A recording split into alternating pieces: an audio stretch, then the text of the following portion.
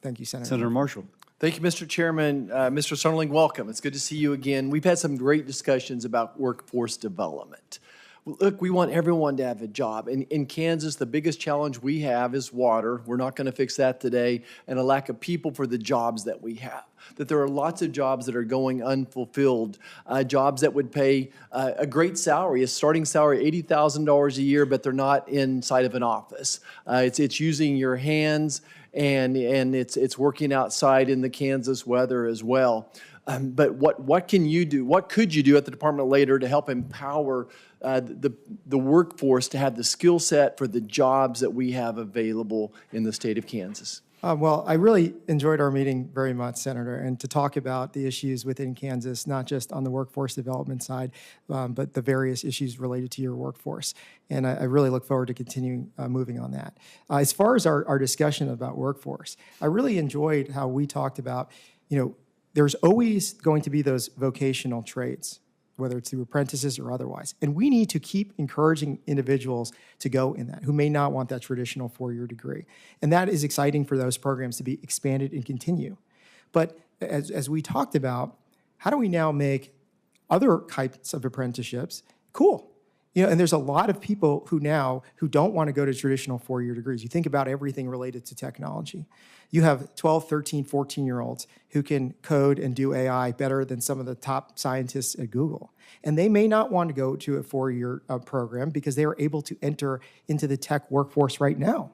So how do we expand apprenticeships or other opportunities? Well, how do we do that? How do we do it? Through the Department of Labor. Tell me how. We're going to promote that and try to, in addition to the traditional vocational sides, we're going to try to get other companies to get involved in more tech-type companies to get involved in this equation and also work on the individual. So often in D.C. we work in these silos, and I think there's this opportunity that we need to work with the Department of Education. Right now our Pell Grants are really geared up for the four-year university, graduate with a high volume of debt load and a job that's a fraction of what you could if you were willing to go work with your hands as well. So what would you be advising, or how could you work with the Department of Education?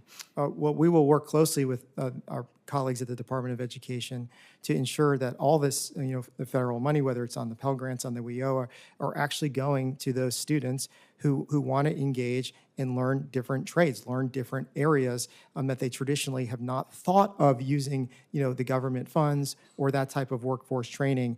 And I think that's a messaging, and I think that's something we can all work on together on how we do that. I think it's prioritizing the dollars. We have a finite amount of dollars. We have to prioritize those as well. The unions do just a great job with their apprenticeships, with their shorter, 8, 12-week courses as well. What can we do to amplify those? I understand there's an education part of it, but how do we, what can we do in the federal government level to make sure that any monies we are giving out are being able to be used for those? Well, this is an important part of the Department of Labor's Employment and Training Administration to make sure all those federal dollars are actually going into workforce training developments that's going to achieve results. And I think, if confirmed as Deputy Secretary of Labor, I will work with that division and work with all the senators in this room to make sure that those dollars going to your states are actually producing those results, both in what you think traditionally of the apprenticeship programs and also reimagining different paths. Yeah, to me, again, I'm going back to this prioritize. We're spending plenty of money. I just didn't know if it's going in the right places as well.